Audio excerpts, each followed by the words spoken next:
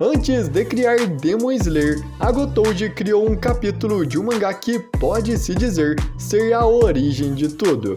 Neste vídeo eu vou te mostrar o capítulo esquecido de Demon Slayer. Então fica até o final do vídeo que ele está bem interessante. Em 2013, a Gotouge lançou o seu primeiro mangá da história, um capítulo one-shot chamado Kagarigari, um mangá de caçadores jonis que ela usou como base para criar o seu mangá mais famoso, Demon Slayer. Ele foi tão inspirado nesse seu primeiro one-shot que se alguém ler esse mangá pode pegar spoilers do que vai acontecer em Demon Slayer. Então nesse vídeo eu vou te contar toda a história de Kagarigari e todas as referências que ele tem com Demon Slayer. Mas antes eu sinceramente peço que você deixe o seu like no vídeo, assim eu trago mais vídeos desse jeito pra você, além do seu like estar me ajudando muito. Também se inscreva no canal e ative o sininho, porque assim você nunca perde nenhum vídeo novo e ainda vai ser um dos primeiros a receber o vídeo. Mas então, vamos para a história.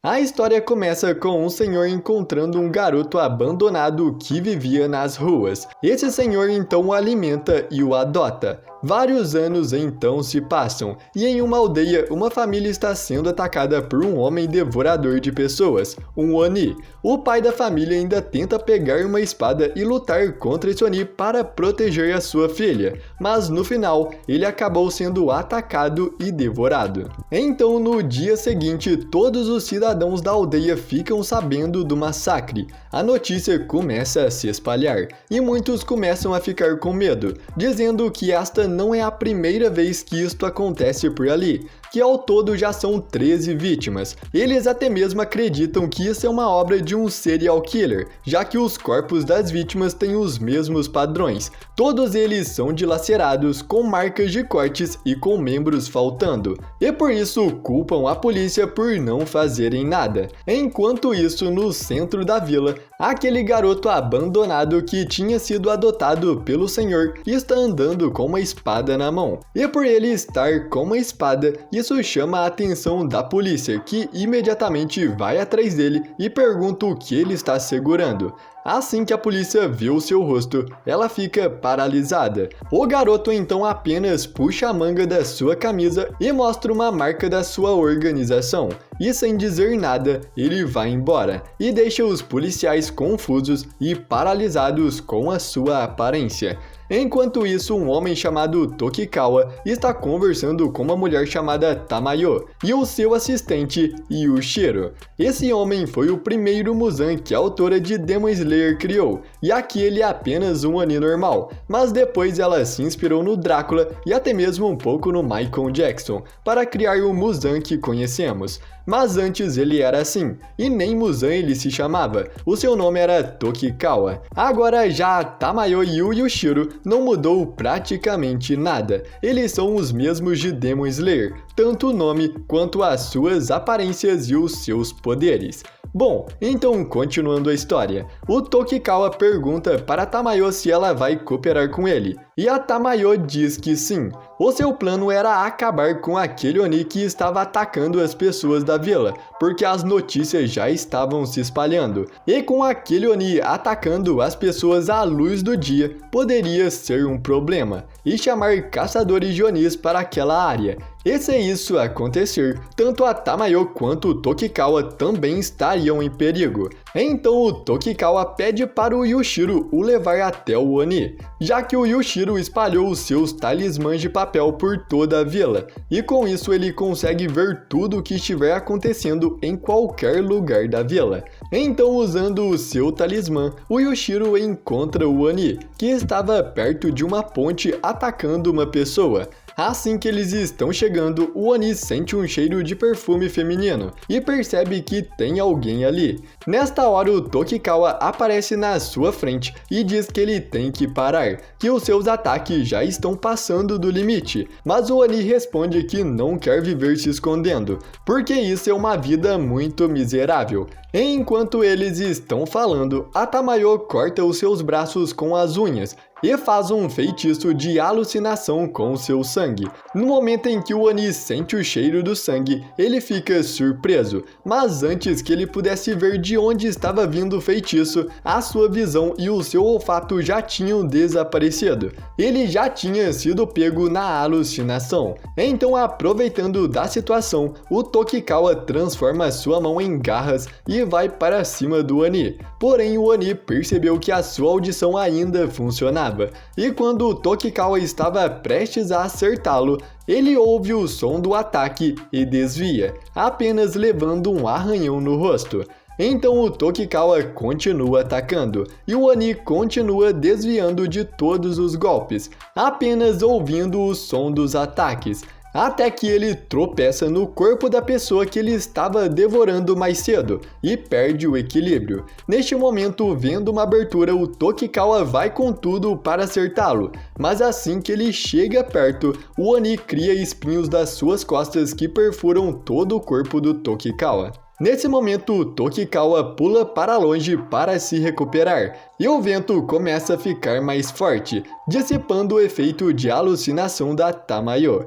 Assim que o efeito da alucinação passa, o Oni vê a Tamayo e na mesma hora a ataca, fazendo ela pular em cima de um telhado para desviar. Enquanto isso, o Tokikawa estava se recuperando, e enquanto ele se recuperava, ele percebe que pelo fato do Oni se alimentar de muitos humanos, ele é bem mais poderoso. Mas mesmo assim, ele não desiste, e depois de se recuperar, ele vai de novo tentar derrotar o Oni. Uma coisa interessante neste painel é a posição do Tokikawa, que é idêntica a esta posição do Muzan que apareceu no mangá. E logo depois de se recuperar, o Tokikawa fala para Tamayo descansar. Ele fala que pode deixar com ele. Dizendo isso, ele começa a liberar todo o seu poder. Nesse momento, aquele garoto do começo do capítulo aparece atrás do Oni, e vemos um flashback do que aconteceu com ele após ele ser adotado. No flashback, vemos ele treinando em uma montanha, desviando de várias armadilhas enquanto o senhor que o adotou só observava. O treinamento desse garoto foi o mesmo treinamento que o Tanjiro fez quando estava com o Urokodaki, o de subir e descer a montanha cheia de armadilhas, o que nos dá a informação de que o Tanjiro, em parte, é inspirado neste garoto, e o que reforça ainda mais isso é a enorme cicatriz que ele tem no seu rosto. Então, após o flashback, vemos o garoto. No seu rosto possui uma cicatriz gigante, ele é cego de um olho e possui apenas um braço, coincidentemente o mesmo jeito que o Tanjiro fica no final de Demon Slayer. Então o garoto tira sua espada para lutar contra o Oni, e na sua espada está escrito Destruidor de Onis, a mesma coisa que está escrito nas espadas dos Hashiras.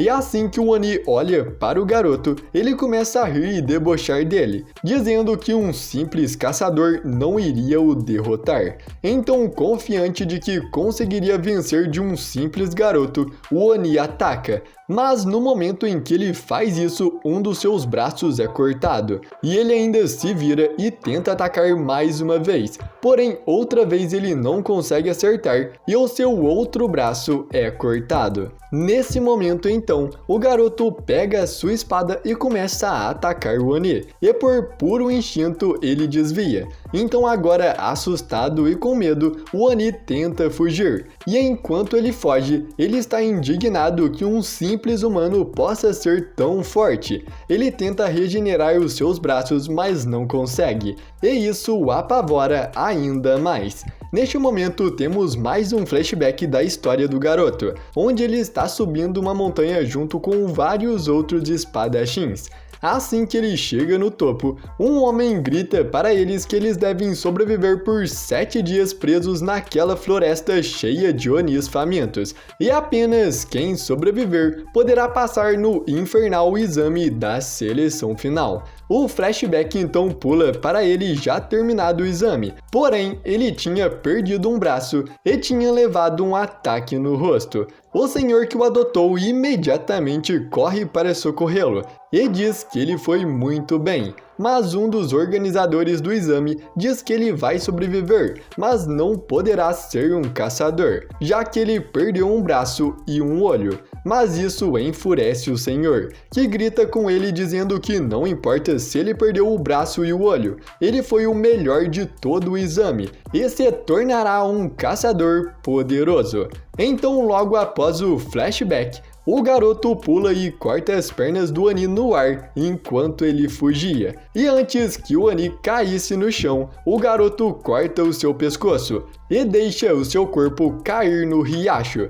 Enquanto isso, o Yoshiro, que tinha fugido dali com a Tamayo, vê pelo seu talismã de papel que o Oni tinha sido derrotado e fica preocupado com o fato de ter um caçador por ali agora. Já o Tokikawa se escondeu embaixo do riacho para não ser visto e saiu um pouco mais pra frente dizendo que agora eles têm que ficarem escondidos como ratos. Outra referência a Demon Slayer, de quando Muzan é derrotado pelo Yorichi e se esconde do caçador.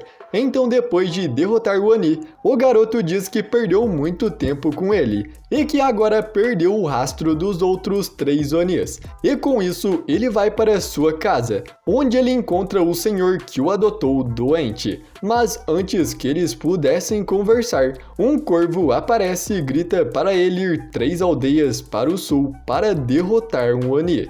Então, chegando na vila, o garoto vai até um restaurante onde ele se encontra com um policial dali e pergunta se algo estranho anda acontecendo. O policial diz que ouviu alguns rumores ruins sobre uma pessoa com apenas um braço. O garoto então paga a conta e sai em busca do Oni.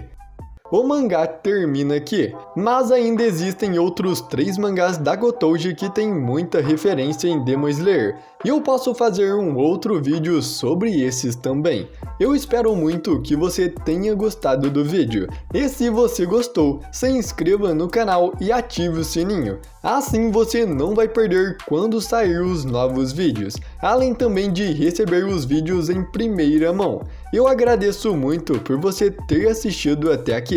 Até a próxima e fui!